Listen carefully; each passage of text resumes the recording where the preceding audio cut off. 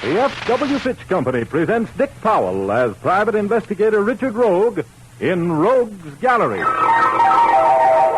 Laugh a while, let a song be your style. Use Fitch shampoo. Don't despair, use your head, save your hair. Use Fitch shampoo. The F.W. Fitch Company, makers of Fitch's saponified coconut oil shampoo and Fitch's shaving creams, presents Dick Powell as Private Investigator Richard Rogue in Rogue's Gallery.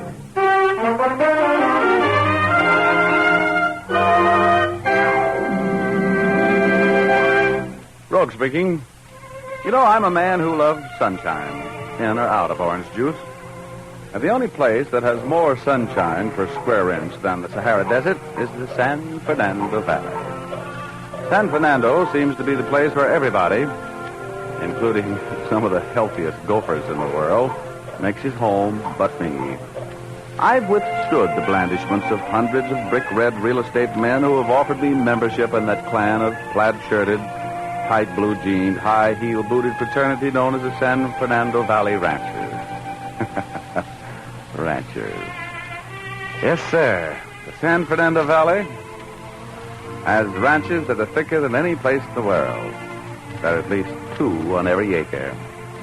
Well, anyway, I was driving around out there this Sunday evening. It was swimming weather, and I happened to remember that my friend Joe Dale had a half-acre spread in the neighborhood with a quarter-acre swimming pool. So I stopped at the antlers on the gate, rang the ship's bell hanging there, but nobody answered. I thought maybe Joe was in the pool in the rear, so I opened the door and walked in. Then I felt like walking out again, because I saw Joe Dale lying there, making a red stain on the white living room rug. Very defunct. I walked over to him and gazed down at him. Then I heard the footsteps behind me and did a half-turn in time to see oblivion whistling down on my head. Oh. Everything went red, white, and blue. And I was whirling like a top. Oh, it made me dizzy whirling like that. I couldn't stand the shrieking of the wind as it whistled past my ears. I concentrated on stopping so hard that I could hear my teeth gritting.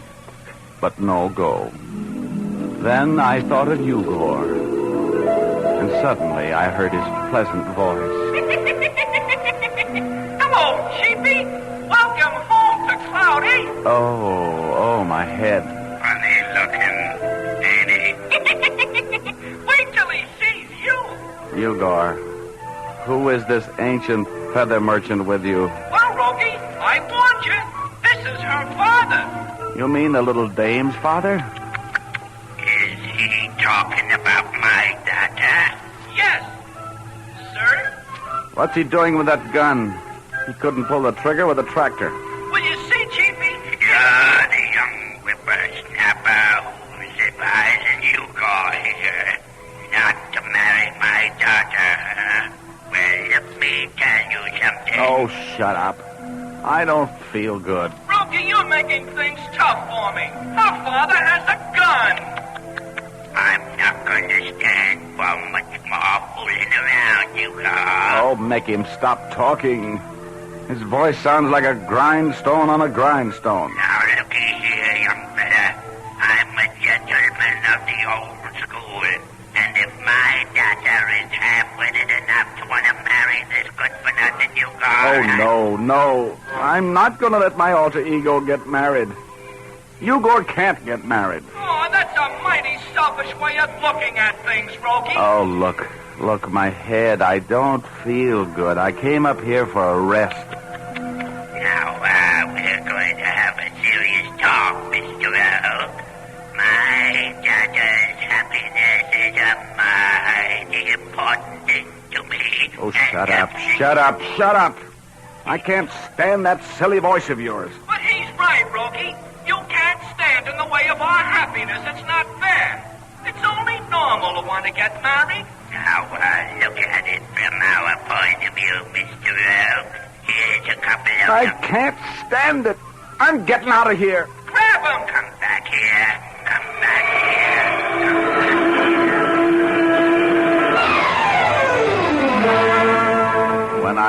came to, I was looking right in Joe Dale's face, which was inches from mine. The inside of my head was still whirling and clanking like a washing machine, but it didn't take me long to get back up to date. I remembered I had dropped in at Joe Dale's house for a quick swim and found Joe stretched out on the living room floor, shot. Then I remembered that swishing sound, which always means another bump on my head. And now my feet felt like they were in diver's shoes as I got up and looked the situation over. The murder gun was lying there by the side of Joe's body, and there was a billfold on the floor by the door. Being the kind of a guy I am, I picked up the billfold first. It was Joe Dale's, and I put it in my pocket. Then I took my handkerchief and carefully picked up the gun. I was bending over Joe, gun in hand, when I heard a voice behind me. Joe! Joe! A beautiful dame had walked in on me and caught me bending over the corpse, gun in hand. She fainted. I ran over to her. Hey, come out of it, lady. Lady, hey, come on. Oh, come on. Oh, Lord, everything happens to me. Come on, come out of it. Open your eyes. But she didn't. And while I was working on her, a man showed up in the open door. He took one look at the tableau and dived for the murder gun which I'd dropped. He pointed the gun at my third vest button and said, "Just stay right where you are. I know how to shoot this thing, and I'm holding you for the police. Your partner got away, but I'll Look, see... mister, look, I am the police. I know who you are. You're Richard Rogue, the private investigator. You've been mixed up in plenty of shady deals before. What did you do to my wife?" Is this your wife? "Yes. What's the matter with her?" Well, she came in, saw Joe Dale's body, and fainted. Barry, is that you? "Yes, dear. Now, don't worry. I'm here, and I'll take care of you." This man, he was standing over Joe's body with a gun in his hand when I came in. He's a killer, Barry. Be careful. Don't worry, dear. I have him covered. Stay right there, Rogue. I'm a nervous man, and I advise you not to move while I'm phoning the police.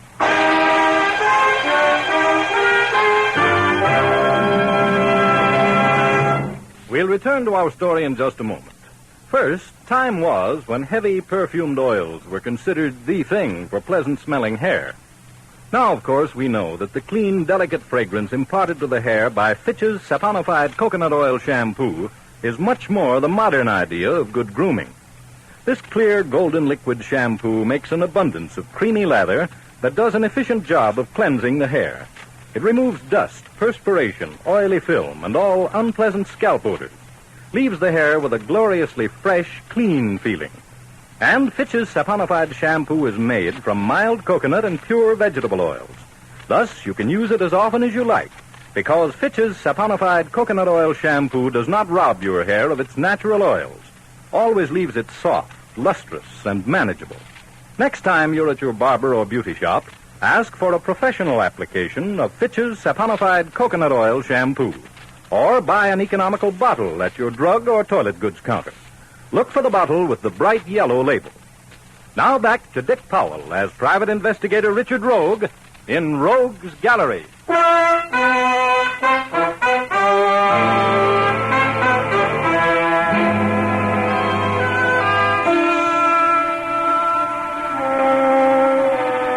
I couldn't very well blame Perry Stevens or his wife for thinking I just put the kiss of death on Joe Dale. Mrs. Stevens came in and saw me bending over the body with a murder gun in my hand, promptly fainted. And so when Perry arrived, the floor was cluttered with bodies, and I was the only stranger. He picked up the killer's gun and held me at the point of it until the cops arrived. Lieutenant Urban of Homicide was in charge, as usual. He seemed a little bit discouraged with me. "Well, Rogie, what's your story?" Urban, it's a simple one. I just dropped in here to take a swim and I found Joe Dale dead. Why didn't you report the murder to homicide? I didn't have a chance.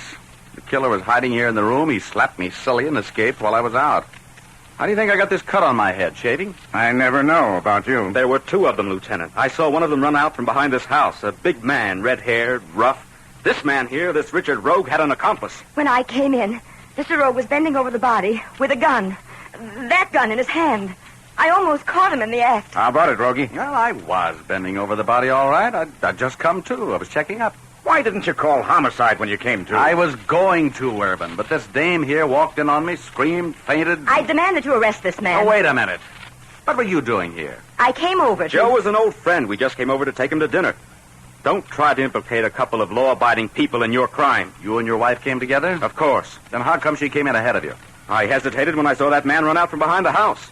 Lieutenant, do I have to stand here and let this murderer cross-question me? Mrs. Stevens, you and your husband came here together? Yes. We had a dinner date with Joe. Did you see this man run away from the house? No, I came right straight inside. Okay. Look, Rogie, you'd better come down to headquarters with me right now. We've got some talking to do. Urban, I'll be down in an hour. I want to go to the emergency hospital and have my head put back on. I got to go home and get a suit without these red polka dots. Then I'll be down. I demand that you put Rogue under arrest, Lieutenant. Now, take it easy, Mr. Stevens. I've had a little more experience with this sort of thing than you have. See you in an hour, Rogie. Be there.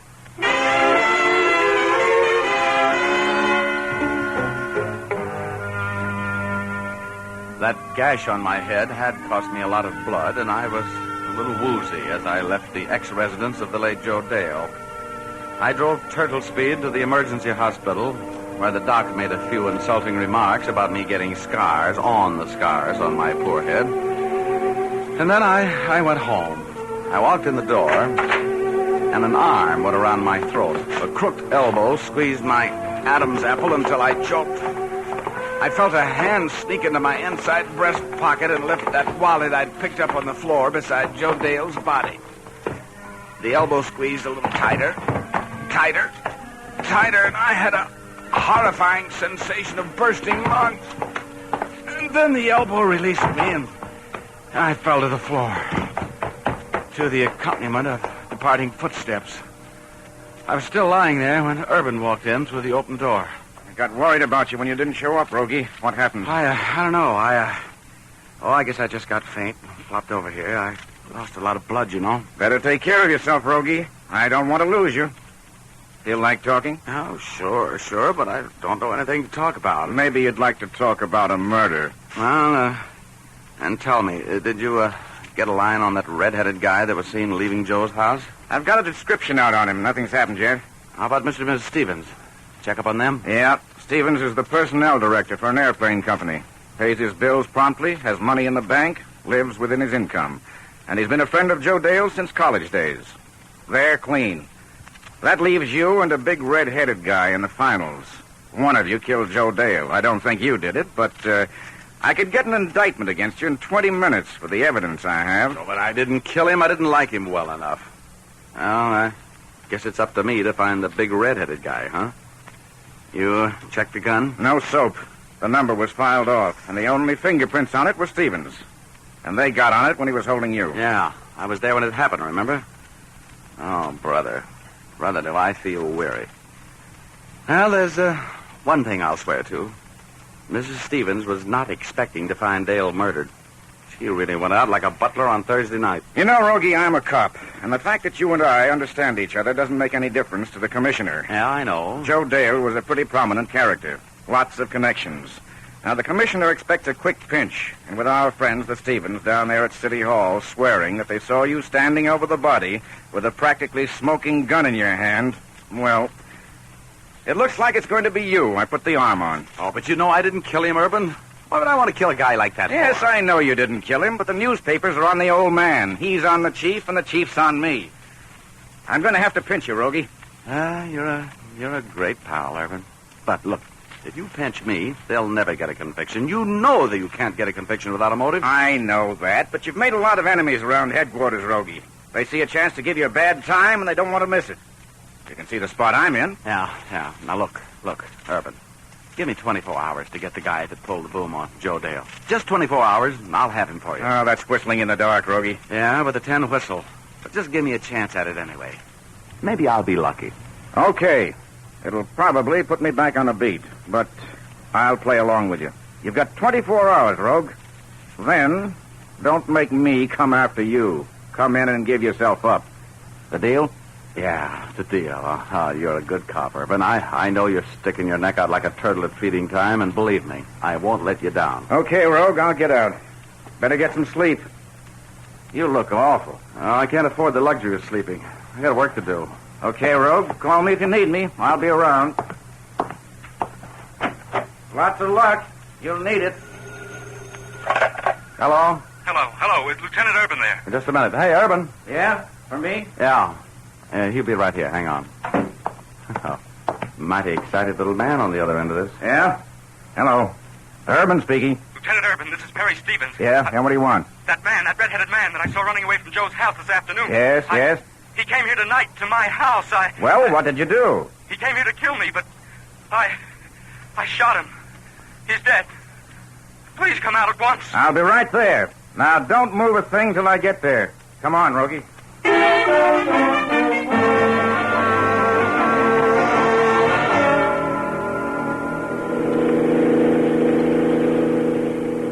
Well, this puts that 8-ball I was behind clear over the corner pocket, doesn't it, Urban? Yeah, looks like Stevens wrapped this case up for us. And that makes me very happy.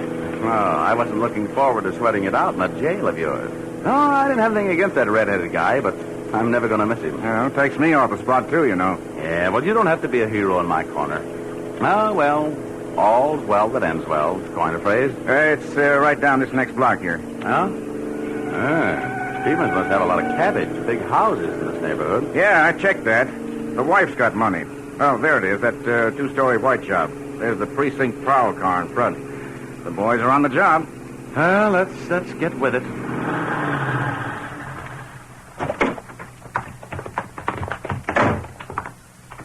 Good evening, Lieutenant. Hello, Bauer. Medical examiner here yet? No, not yet. Precinct boys just got here. Thanks. Come on, Rogie. Wow, this is quite a layout. Wife's got dough, huh? Yeah, and Uncle left her plenty about a year ago. Makes it nice for Perry. Oh, what a mind. Yeah, you know, someday Betty Callahan and I are going to have a chicken ranch out here in this valley. Look, we're investigating a murder. That's serious business. All right, Charlie, take it. Hello, boys. Where is he? Right in there, Lieutenant. Thanks. Well, Lieutenant, it's about time you were getting here. We came as fast as we could, Stevens. Now, suppose you tell me what happened. I'll be glad to. My wife and I got home tonight. Where is your wife?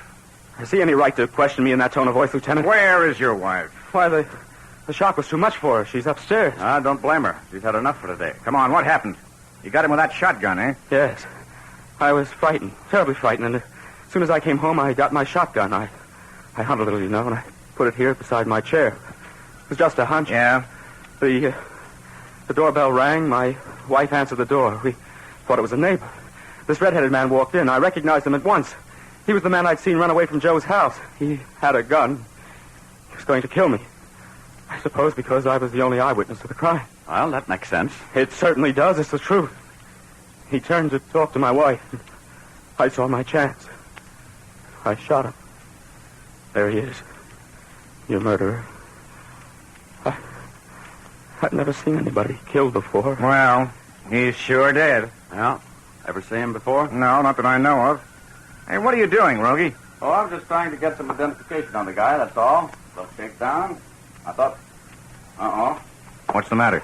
An alligator billfold. I didn't expect to see one on this guy. And hey, Urban, this is Joe Dale's billfold. And it's full of dough. Yeah, let's see. Yeah, several $100 in it. Yeah, that's the final piece of evidence. Mm-hmm. I'll take care of it.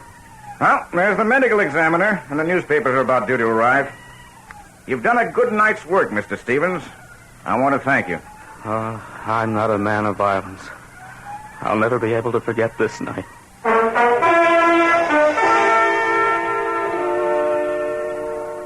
There was something about that wallet that was as strange as the bride in black. Other identification on the body pegged the redhead as one Tom Church, recently of the Navy, now a resident of the Crane Hotel. I watched for my chance to give Urban and his minions the slip and faded away. I went to police headquarters and charged into the Identification Bureau on a dead run. I handed the sergeant in charge the wallet and asked him to dust it for fingerprints. Then I waited. When the sergeant came back, his jaw was stuck out like the business end of a snowplow, and there were icicles in his voice. What's the deal, Rogie? Well, what's the matter with you? All I ask you to do is to give me the identification on the fingerprints you found on the billfold. Yeah. Do you know whose prints I found, you wise private creep, do you? Yours. Only yours.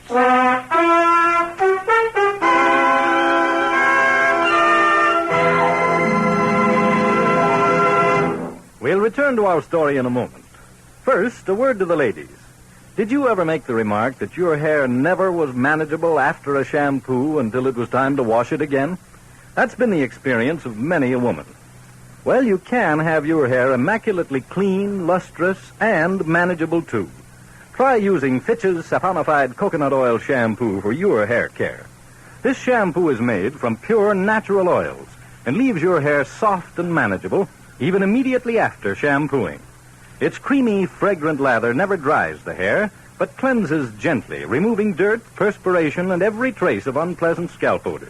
Fitch's saponified shampoo brings out the gleaming, natural color highlights in your hair, too, and leaves it clean and fragrant. A special patented rinsing agent contained right in the shampoo leaves your hair sparkling clean and free from any dull, soapy film. Try Fitch's saponified coconut oil shampoo the next time you want an extra special beauty treat for your hair. Then use it regularly to keep your hair soft, fragrant, and lovely.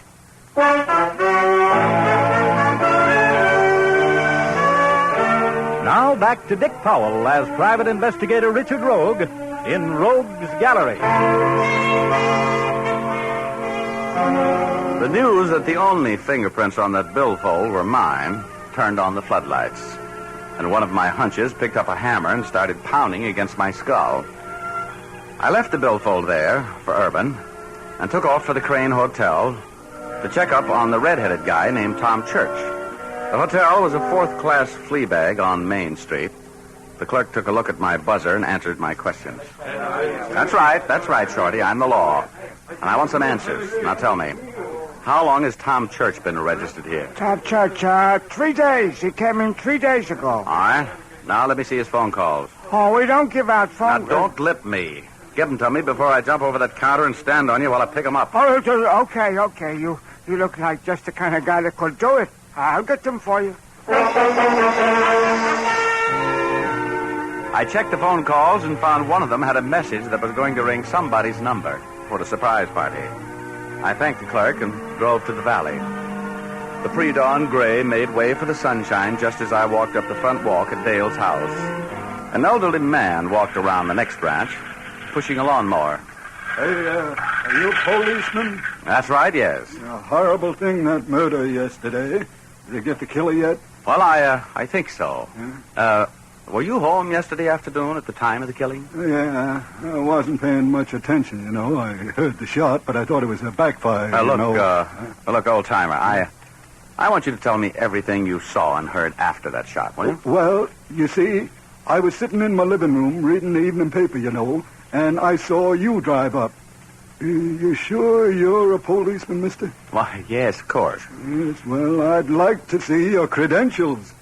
You know, you were the first man I saw enter there. All right, here's the dope on me. Here, the sheriff's office loves me. There it is. Satisfied? Oh, yes. I've heard of you, Mr. Rogue. Well, after you drove up, the lady arrived and...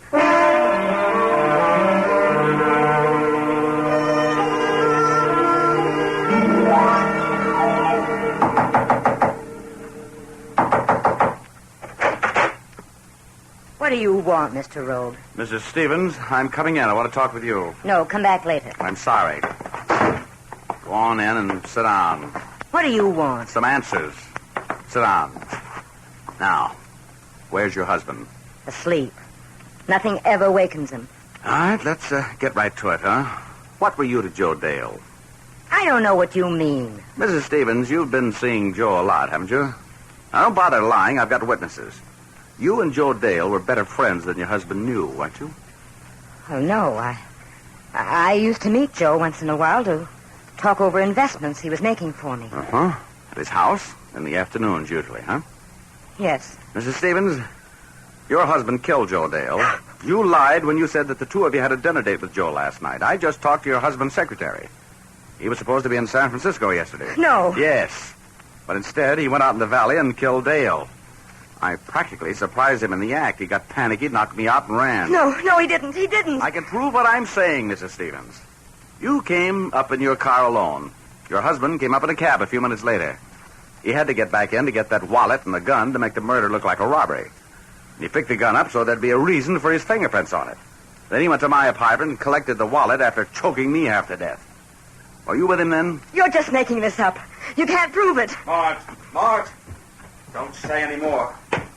It's a little late for that, Stevens. You've bungled the job all the way through. And you won't be needing that gun. Harry, don't. Don't shoot. Give me that gun, Stevens. You'd be crazy to get in a shooting contest with me. You stay right where you are, Rogue. I'm not afraid to shoot. Marge, they can't make you appear against me. That's the law. If you stay with me... I'm coming after that gun, Stevens. You stay where you are, Rogue. Marge, stop looking at me like that. Nobody knows anything about what I did but Rogue and... No, Perry. You killed them. And I'm glad to get rid of you. Marge, you can't. Don't sell me out. I've been frightened to death ever since I've married to you. Take that gun away from him, Rogue. Take it away from him. Give me the gun, Stevens. Get away from me, Rogue. Marge, you're going back on me. You can't do that, Marge. We're in this thing together. Let me have that gun, Stevens. I should have shot you instead of him. Give me that gun or I'll break your arm off. Give it to me. Okay, Stevens. This is the end of Easy Street for you.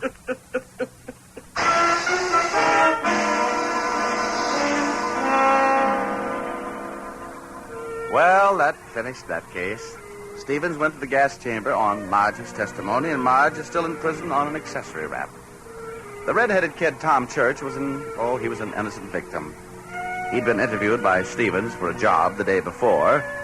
Stevens knew he had no relatives, no connections, so he decided to frame him for the murder of Joe Dale. He described Church to the police, then called him at his hotel and asked him to come to Stevens' home for an interview about a job.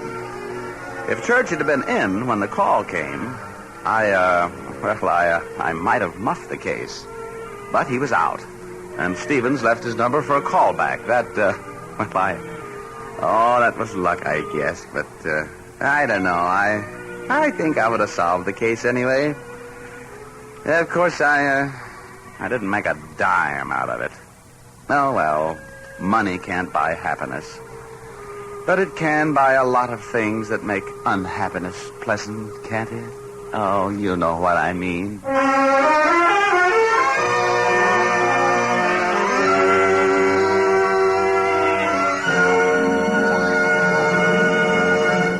This is Dick Powell again, ladies and gentlemen. Hope you enjoyed our story tonight.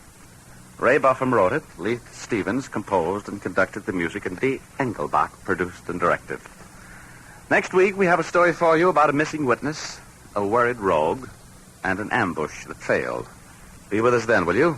Thanks for listening, and now here's Jim Doyle. Be sure to tune in again next week, same time, same station, when you will again hear Dick Powell as Private Investigator Richard Rogue in Rogue's Gallery. Laugh a while, let a song be your style. Use Fitch shampoo. Don't despair, use your head, save your hair. Use Fitch shampoo. After and between Fitch shampoos, you can keep your hair shining and manageable by using a few drops of Fitch's Ideal Hair Tonic every day. Fitch's Ideal Hair Tonic is not sticky or greasy, yet it gives your hair that well-groomed look.